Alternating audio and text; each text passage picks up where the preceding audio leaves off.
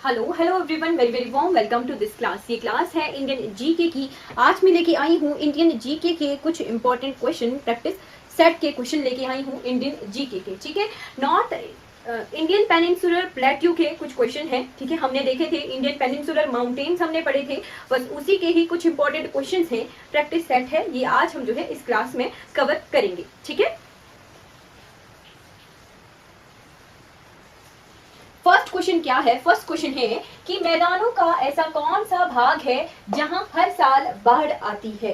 Great planes हमने पढ़े थे, हमने देखा था देयर आर टोटल 4 रीजन जो कि ग्रेट प्लेन्स के हैं, नॉर्दर्न प्लेन्स के हैं, जो नदियां बनाती हैं। ठीक है, सबसे पहला था भाबर रीजन, फिर था तराई रीजन, फिर था भांगर रीजन और फिर था खादर रीजन। ठीक है, तो क्वेश्चन में क्या पूछा है कि मैदानों का ऐसा कौन सा भाग है जहां हर साल बाढ़ आती है। तो हर साल बाढ़ आती है खादर रीजन में। ठीक है, खादर जो मैदान का भाग होता है वहां पर जो है हर साल बाढ़ आती है। ठीक है, फिर आगे जो है ये 4 रीजन है, इनकी डिस्क्रिप्शन भी मैं साथ साथ में बता देती हूँ कि भावर रीजन, भावर बेल्ट ऐसी बेल्ट होती है प्लेन्स की जहां पर जो है बहुत बड़े बड़े पत्थर दिखते हैं। ठीक है, और नदियां ऐसा लगता है कि डिसअपियर सी प्रतीत होती हैं। ठीक है, फिर तराई रीजन था, वहां पर रिवर जो है बहुत ब्रॉड हो जाती हैं, चौड़ी हो जाती हैं और शाखाओं में बढ़ जाती हैं। तराई रीजन जो है बहुत एनरिचर वेजिटेशन होती है तराई रीजन में। ठीक है, फिर भांगर रीजन है, भांगर रीजन ऐसा रीजन था जहां नदियां जो है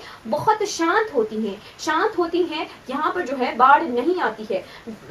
ठीक है, बियॉन्ड फ्लड लिमिट जो भांगर रीजन होता है। ठीक है, फिर ये खादर रीजन, खादर रीजन ऐसा रीजन होता है मैदानों का जहां जो है हर साल बाढ़ आती है। ठीक है, हर साल बाढ़ आने की वजह से जो है मिट्टी बह जाती है, तो वहां पर जो है हर बार ही जो है नई मिट्टी होती है, तो एग्रीकल्चर इस रीजन में बहुत एनरिच होता है, बहुत अच्छा होता है खादर रीजन में। ठीक है, खादर रीजन के बाद रिवर्स जो है ड्रेन हो जाती हैं। ठीक है, नदियां ड्रेन हो जाती हैं। ठीक, तो इस क्वेश्चन का आंसर क्या है? हर साल बाढ़ जहां आती है वो है खादर बेल्ट। ठीक है, मैदानों की खादर रीजन जो होता है जहां पर हर साल जो है बाढ़ आती है। ठीक, नेक्स्ट क्वेश्चन है वेस्ट टू ईस्ट जो है अरेंज करिए। ठीक, कुछ माउंटेन हिल्स हैं, ठीक, उनको जो है वेस्ट टू ईस्ट हमने अरेंज करना है। ये माउंटेन जो गुजरात और मध्य प्रदेश की हैं। ठीक है, गुजरात और एमपी की हैं ये माउंटेन रेंजेस, और इन्हें जो है वेस्ट टू ईस्ट हमने अरेंज करना है। सबसे पहले दी गई है महादेव हिल, मांडव हिल, मैकाल हिल्स और राजपिपला हिल्स। ठीक है, अब हमें इन हिल्स को वेस्ट टू ईस्ट अरेंज करने के लिए स्टेट वाइज पता होना चाहिए कि कौन सी हिल जो है कौन से रीजन में है। ठीक है, सबसे पहले हम महादेव हिल जो है सतपुड़ा रीजन की है। ठीक, और ये मध्य प्रदेश में है। ठीक, मांडव हिल्स जो है गुजरात की है। ठीक है, राजपिपला हिल्स गुजरात की है, गुजरात प्लस एमपी की है। ठीक, मैकाल हिल्स ये एमपी प्लस छत्तीसगढ़ में काउंट होती हैं, मैकाल हिल्स। ठीक है, अब नॉर्थ टू ईस्ट कैसे अरेंज करना है? पहले गुजरात आता है, फिर मध्य प्रदेश आता है, फिर छत्तीसगढ़ आता है। ठीक है, तो गुजरात में अकेले में हागी मांडव हिल्स 2 सबसे पहले आ गया। 2 के बाद गुजरात के बाद एमपी आता है, गुजरात और एमपी दोनों में पड़ती है राजपिपला हिल्स, तो 4 आ गया सेकेंड ऑप्शन। ठीक, फिर उसके बाद महादेव हिल्स जो है मध्य प्रदेश में है, तो 1 इसमें थर्ड ऑप्शन पर आएगा।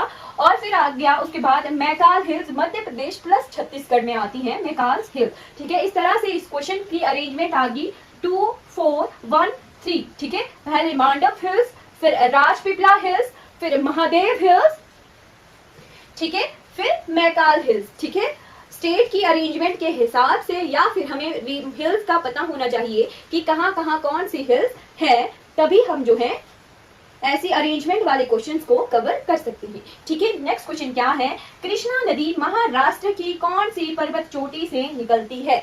इस क्वेश्चन से हमें 2 क्वेश्चन क्लियर हो रहे हैं। ठीक है, क्या क्वेश्चन निकल आ रहे हैं कि कृष्णा नदी महाराष्ट्र से निकलती है। ठीक, एक क्वेश्चन क्लियर हो गया कि कृष्णा रिवर जो है महाराष्ट्र से निकलती है। नेक्स्ट क्वेश्चन क्या है कि महाराष्ट्र की कौन सी पर्वत चोटी से निकलती है कृष्णा नदी निकलती है महाराष्ट्र की महाबलेश्वर पर्वत चोटी से। ठीक है, कृष्णा नदी जो है महाराष्ट्र की महाबलेश्वर पर्वत चोटी से निकलती है। ठीक है, अब एक और क्वेश्चन हम यही क्लियर करेंगे कि महाबलेश्वर माउंटेन पीक्स का जो है हाईएस्ट पॉइंट कौन सा है? महाबलेश्वर पीक्स का हाईएस्ट पॉइंट क्या है? Wilson point. ठीक है, विल्सन पॉइंट जो है हाईएस्ट बिंदु है, हाईएस्ट बिंदु है किसका, महाबलेश्वर माउंटेन पर्वत का, ठीक है, माउंटेन पीक्स का। ठीक, नेक्स्ट क्वेश्चन क्या है, नेक्स्ट क्वेश्चन है कि मध्य प्रदेश की सबसे ऊंची चोटी कौन है। ठीक है, मध्य प्रदेश की हाईएस्ट पीक कौन सी है, पर्वत चोटी है कौन सी, धूपगढ़, धूपगढ़ है, सतपुड़ा रेंजेस में आती है धूपगढ़, और फिर महादेव हिल्स का पार्ट है धूपगढ़। धूपगढ़ जो है मध्य प्रदेश की सबसे ऊंची चोटी है। ठीक है, क्लियर हो गया। फिर है अरावली पर्वत किस तरह के पर्वत हैं, अरावली पर्वत कहाँ पर है, अरावली पर्वत है राजस्थान में। ठीक है, राजस्थान में है अरावली पर्वत। ठीक, जैसे हिमालय पर्वत जो थे नॉर्थ रीजन में थे इंडिया के, वैसे ही जो है इंडियन पेनिनसुलर प्लेट्यू में राजस्थान में है अरावली पर्वत। अब क्वेश्चन में पूछा है कि अरावली पर्वत जो है किस तरह के पर्वत हैं, अरावली पर्वत जो है रेजिडुअल माउंटेन है। ठीक है, अवशिष्ट पर्वत हैं। ठीक, क्लियर हो गया कि अरावली पर्वत जो है अवशिष्ट पर्वत हैं, रेजिडुअल पर्वत हैं। ठीक है, रेजिडुअल माउंटेन्स हैं। अब यहीं पे हम क्लियर करेंगे कि गुरु शिखर पर्वत, गुरु शिखर चोटी जो है अरावली माउंटेन्स की जो है हाईएस्ट पीक है गुरु शिखर पर्वत। ठीक है, कितने इसकी हाइट है, 1722 मीटर, 1722 मीटर जो है अरावली माउंटेन्स की जो है हाइट है। ठीक है, क्लियर हो गया। नेक्स्ट क्वेश्चन क्या है, नेक्स्ट क्वेश्चन है गिरगिरनार हिल्स, गिरगिरनार हिल्स कहाँ पर हैं, गिरगिरनार हिल्स हैं highest mountain hills, mountain peaks of Gujarat. ठीक, तो गिरगिरनार हिल्स हैं गुजरात में। ठीक है, गुजरात राज्य में है गिरगिरनार हिल्स। और मैंने बताया था कि जब हम नेशनल पार्क और बायोस्फीयर रिजर्व कंप्लीट करेंगे तो हम देखेंगे कि यहाँ जो है बहुत सारे नेशनल पार्क्स हैं, मध्य प्रदेश, गुजरात, इस रीजन में मध्य प्रदेश में सबसे ज्यादा नेशनल पार्क हैं भारत के। ठीक है, जब हम कवर करेंगे तो हम ये सब कुछ कवर करेंगे। ठीक, तो यहाँ पे इस गिरगिरनार हिल से हमें पता होना चाहिए कि ये जो है एशियन लॉयंस के लिए फेमस है, एशियाई सिंहों के लिए फेमस है गिरगिरनार हिल्स। ठीक है, नेक्स्ट क्या है, गोदावरी नदी महाराष्ट्र की सबसे ऊंची चोटी से निकलती है, वो कौन सी है। ठीक, इस स्टेटमेंट से हमें 2-3 क्वेश्चन क्लियर करने हैं। ठीक है, गोदावरी नदी महाराष्ट्र से निकलती है, जी क्लियर हो गया कि गोदावरी रिवर जो है महाराष्ट्र से निकलती है। ठीक, तो इसके बाद आ गया कि महाराष्ट्र की सबसे ऊंची चोटी से निकलती है, जी गोदावरी रिवर जो है महाराष्ट्र की हाईएस्ट पीक से निकलती है गोदावरी रिवर। ठीक, उसके बाद आ गया कि वो कौन है, महाराष्ट्र की हाईएस्ट पीक है कलसूबाई, जिसकी हाइट है 1696 मीटर, 1696 मीटर हाइट है कलसूबाई पर्वत चोटी की, जो कि महाराष्ट्र की हाईएस्ट पीक है, क्लियर होना चाहिए। और वहीं से निकलती है गोदावरी नदी, कहाँ से निकलती है, कलसूबाई से निकलती है गोदावरी नदी। ठीक, नेक्स्ट क्वेश्चन क्या है, नेक्स्ट क्वेश्चन इस तरफ चलिए। अब दक्षिणी भारत की सबसे ऊंची चोटी कहाँ पर है, इस स्टेटमेंट से भी हम 3-4 क्वेश्चन क्लियर करेंगे। ठीक है, साउथ इंडिया की हाईएस्ट माउंटेन पीक कौन सी है, साउथ इंडिया की हाईएस्ट माउंटेन पीक कहाँ पर है, ऐसा दिया हुआ है। तो साउथ इंडिया की हाईएस्ट पीक जो है केरला स्टेट में है, कहाँ पर है, केरला में है highest peak of south India. और यह पीक जो है अन्नामलाई हिल्स में है। ठीक है, अन्नामलाई हिल्स में सिचुएटेड है highest peak of south India, जिसका नाम है अनाईमुड़ी। अनाईमुड़ी जो है हाईएस्ट पीक है साउथ इंडिया की, केरला की, ठीक, अन्नामलाई हिल्स की और इंडियन पेनिनसुलर प्लेट्यू की वेस्टर्न ईस्टर्न घाट में सबसे ज्यादा हाइट पर जो है लोकेटेड है अनाईमुड़ी। ठीक है, इस तरह से बहुत सारे क्वेश्चन मिल मिला के इस वाले स्टेटमेंट से आ सकते हैं। ठीक है, अनाईमुड़ी जो है हाईएस्ट पीक है साउथ इंडिया की, कितनी इसकी हाइट है, 2695 मीटर। ठीक है, 2695 मीटर जो है अनाईमुड़ी की हाइट है, जो कि हाईएस्ट पीक है साउथ इंडिया की। ठीक है, नेक्स्ट क्वेश्चन क्या है, नीलगिरी पर्वत श्रृंखलाएं जो है किन किन राज्यों में अवस्थित है, नीलगिरी हिल जो है 3 स्टेट्स में है, कौन कौन सी, केरला, तमिलनाडु और कर्नाटक। केरला, तमिलनाडु और कर्नाटक 3 राज्यों में प्रेजेंट है हमारी नीलगिरी हिल्स। ठीक है, अब नीलगिरी हिल्स की हाईएस्ट पीक कौन सी है, नीलगिरी हिल्स की हाईएस्ट पीक है डोडा बेटा, second highest peak of south India. ठीक है, डोडा बेटा। और कहाँ पर ये सिचुएटेड है, ये तमिलनाडु की तरफ सिचुएटेड है डोडा बेटा। ठीक है, और नीलगिरी हिल्स को जो है मीटिंग पॉइंट भी कहते हैं ईस्टर्न घाट का और वेस्टर्न घाट का, meeting point of Eastern Ghat and Western Ghat. ठीक है, meeting point of Eastern Ghat and Western Ghat Nilgiri mountain ranges को हम कहते हैं। ठीक है, नेक्स्ट क्वेश्चन क्या है, अमरकंटक पर्वत है जहां से नर्मदा नदी निकलती है, क्या वहां पर रेडियल ड्रेनेज पैटर्न है या नहीं है, ट्रू या फॉल्स पूछा हुआ है। अमरकंटक पर्वत, अमरकंटक पर्वत कहाँ पर है, मैकाल हिल्स में है अमरकंटक पर्वत, ठीक है। मैकाल हिल्स कौन कौन से रीजन में है, मध्य प्रदेश और छत्तीसगढ़ दोनों में सतपुड़ा की एक्सटेंशन है, ठीक, और मैकाल रेंजेस जो है वहां पर है। मैकाल रेंजेस की हाईएस्ट पीक है अमरकंटक पर्वत, ठीक, जहां से निकलती है नर्मदा रिवर और सोन रिवर, ठीक है। नर्मदा, सोन, ताप्ती, ये रिवर्स जो है नर्मदा, सोन, अमरकंटक पर्वत से निकलती है, ठीक है।